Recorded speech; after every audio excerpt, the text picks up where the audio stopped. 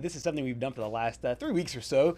Now that we have some data points here in the SEC, it's contender or pretender. We take a team that is on the ropes there as far as being able to make the college football playoff, maybe win the SEC championship, backdoor their way in, and or playing really well right now. We've had some good ones here, Patrick. Yes. Who's today's contender or pretender? Today's contender or pretender are the Tennessee Volunteers. You know, they sit at 6-2 right now. They still play Oklahoma and Vanderbilt. So I'm interested to get your take on this. This is a really interesting one because this week's game is pivotal. And we talked about this with Sam Rothman last hour, the fact that Tennessee comes into this game, and this is basically an elimination game between Tennessee and Oklahoma, two teams that obviously need to win to stay alive here in the college football playoff. I think what they did to Kentucky's defense last week, bouncing back after that loss to Alabama, and the fact that they're really good both throwing the ball and running the ball. Yep. Usually offenses that are really dynamic, they are shaded more to one side. They either run the ball really well and pass it okay, or the other way around. This team can rely on the running game. Now, the defense is absolutely horrible. Yes. If you're putting it in a box, the defense is terrible. But like Sam said, they weirdly lead the nation, or they lead the SEC for sure, in turnover and takeaways and in points scored from your defense, whether it is a scoop and score for a touchdown, interception return for a touchdown. So this defense is kind of bend, don't break, but in my opinion, it is good enough to let the offense take over. I say they are a true contender because of how lethal they are offensively.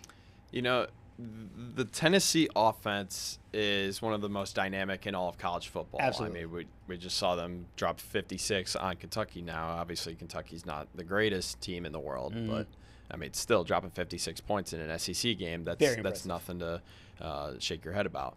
Now, when you look at the other side, and I'm just going to go out and say, I'm sorry, Vol fans, you guys are a contender this year. Oh, yeah. That defense is too much of a liability for you to legitimately be a contender in not only the SEC, but also in all of college football.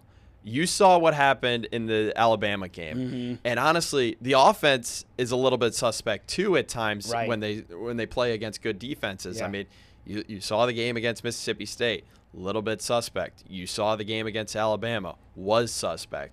And you just do not have a good enough defense. This team, in my opinion, reminds me of last year's Ole Miss team. Especially with the points on defense, but you're also letting up so many yards and so many points that you cannot get off the field and be able to legitimately hold a lead. Tennessee is the NCAA's version of the Dallas Cowboys this year, by far. And last year's Cincinnati Bengals, there's a few other ones where they're so offensive reliant that it feels like their margin of error gets smaller and smaller.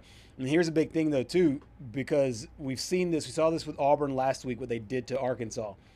If you have a team that can run the football effectively and keep Joey Aguilar and company off the field and limit their possessions, Arkansas is in real trouble, because if you have a team that can run the football and run it all over Tennessee's defense and not let that offense even on the field, that's where Tennessee can get in trouble.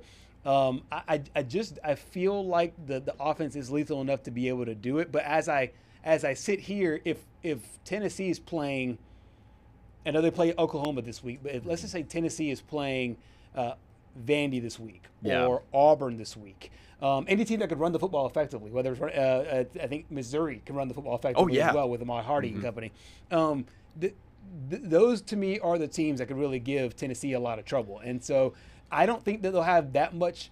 The Oklahoma game presents some challenges, of course, but Oklahoma can't run the ball. I mean, we've seen that. I mean, they have Blaylock, so I'm not going to say they completely can't run the ball. They've just been so up and down. And running Tennessee's open next week, so they're going to give every last breath they can, because obviously there's no wiggle room at this point. They're in the same boat as Texas. Right. And when you look at going ahead, I mean, that off week's going to help. Then you've got New Mexico State.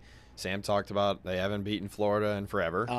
And honestly, I'm sorry. I really do not see them winning out. And honestly, I think it is going to come down to the Vanderbilt game at the end of the year, and Vanderbilt's going to win the game. Wow.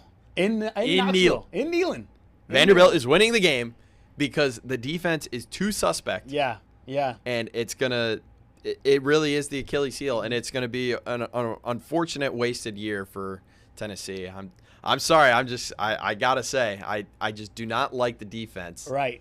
Even though your offense is good. If those two teams played right now, Tennessee and Vanderbilt, I'd have to give it to Vanderbilt. I mean, they're playing better football right now. They can run the football as well, and the defense is playing lights out. Another edition of Contender or Pretender. The Tennessee Volunteers, you had some really good ones here because you can make the arguments really both ways and really conclusive arguments. We will get a lot more knowledge this upcoming weekend when Tennessee plays Oklahoma to see if they really are Contender or Pretender, because it's basically a de facto elimination game for both the Sooners and the Volunteers.